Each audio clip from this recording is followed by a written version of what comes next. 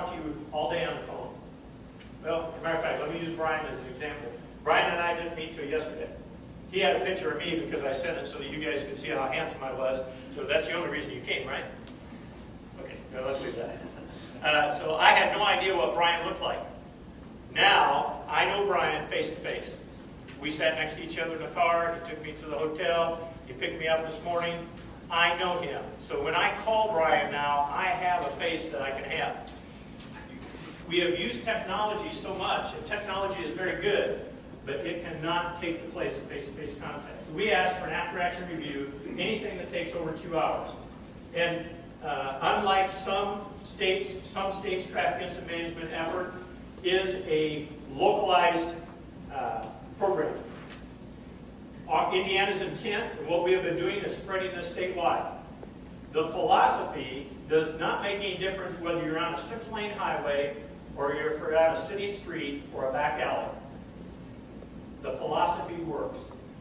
So no matter what area you work, it works. We look at labeling lanes.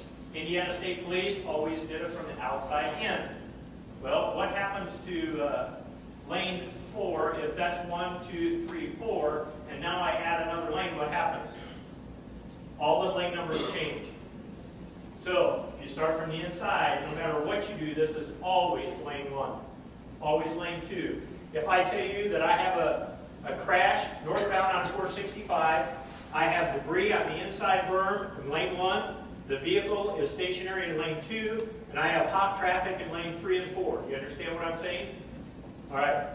I had that situation, had a crash, and I called for fire and ambulance, and ambulance responded from down here, and fire, because it was the quickest way, responded from a ramp about 30 miles an hour down this outside berm against hot traffic. Now, you can tell by my complexion that my red face shows up very well.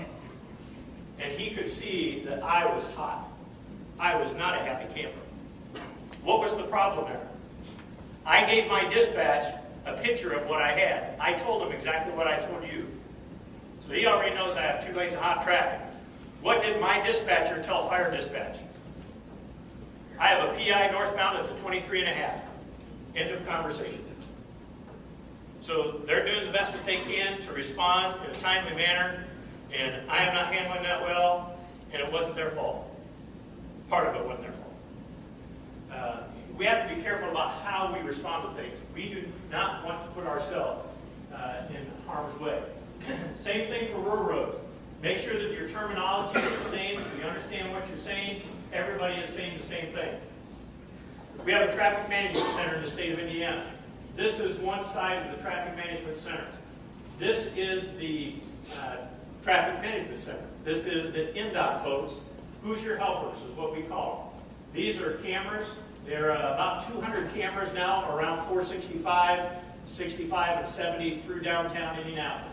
And now they're spreading out and going away from Indianapolis with the cameras. And they are monitoring all the cameras. Now the other side is, here's our gal. This is the Indiana State Police side. These are the telecommunications operators that dispatch the state troopers in this district. They can talk to each other without having to call on the phone, call on the radio. They can literally stand up and see one of their monitors, or they can pull those cameras up so that they have it right in front of them. And now, if it's within the camera range, we can now tell the responding units, fire, police, EMS, NDOT, that making difference who it is. We can tell them what they have. We have a white passenger car and a black pickup truck, and they're in lanes 1 and 2. Traffic is stopped in those lanes. So now our responding units know that we have to respond from the inside. We cohabitate this entire building with NDOT and Indiana State Police for that district. We worked with NDOT on a roadway damage tag. Now, you might say, what in the world does this have to do with traffic incident management? All right, part of what NDOT was looking for, they have a crash here They have damage to the sign, but they have no way to tie that damage to the crash. Okay? Some of it is because we don't do our crash investigations well. We don't put the correct information down on the crashes. They give these tags out. We give them out now to every law enforcement agency in the state of Indiana. It's in a little money pouch that has the tag. It has a marker. It has this nylon strap. And simply what we do, I actually, because I had the first packet, I worked the first crash with it. So I put this information down. This is the crash number. I attach it to that. NDOT comes out. They came out the very next day, and they took a photograph of it. Now they have that damage matched up with that crash scene, and they already, in 2012, have collected $1.5 million more this year than they did at the same time last year. Okay? That's good. That's not the primary goal. They can go out there and spend less time with their vehicles on the side of the road trying to determine who was at fault in that crash. So the fewer minutes they spend on the side of the road, the fewer secondary crashes we believe there's going to be an opportunity for. All right, we talk about move it or work it. Move it refers to there's an opportunity, the vehicle's still running, the wheels still move, we can move it to the side of the road and get traffic going. The work it means that there's enough damage to it that we can't move it until towing gets there to move it for us. Move it or work it. Work it? You sisters. This guy was intoxicated. This was about 2:30 in the morning. He was intoxicated. I don't care about his truck anymore. Okay, he's out. What could be done? Thinking about it in quick clearance, in time initiative, what could happen to this? How could you get that open? Tow truck, grab onto that, pull it offside. Okay? What do you think? Yeah? You're okay with that? It's not hot. It's not hot. No, it's not hot. Grab on that, pull offside. That would have been my choice. Another choice? Talk to me. Cut it. That's what they chose to do. They cut it right here, just about this section, and they left this there, and they pulled this off and opened it up. This is probably our second busiest intersection in the state of Indiana. This is I-80 in the northwest corner, going to southbound I-65, while everything coming out of Chicago and Michigan. Okay?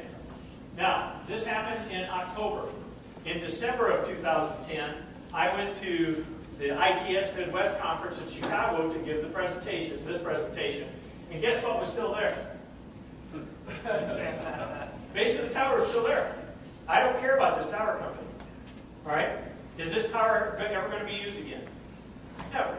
It's compromised. They're not even going to take it and put their TV antenna on it. All right? It's junk.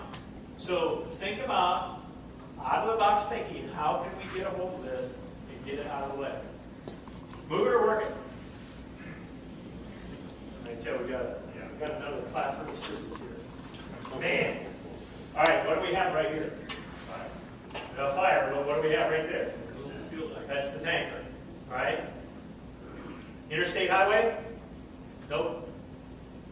State highway. Now, somebody from California, I gave this presentation, they said, does that mean the population in Mississinawa Dam is 7? I said, no, it means it's 7 miles, okay? It doesn't make any difference whether you have 30 people that have to be detoured or you have 3,000. The philosophy works, right? This was closed all night. This one is in the middle of the night. This one is the next morning. It is still burning. It's one of those things that you just let burn, all right? 255, good.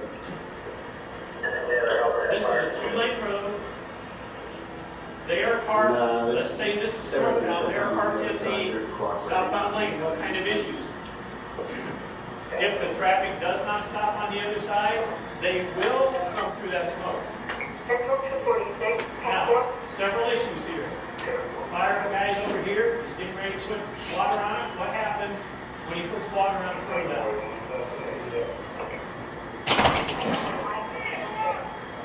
What is that? Bumpers. The shock absorber off the front. There are so many things that in a fire can go like that. So you need to be cautious. You need to understand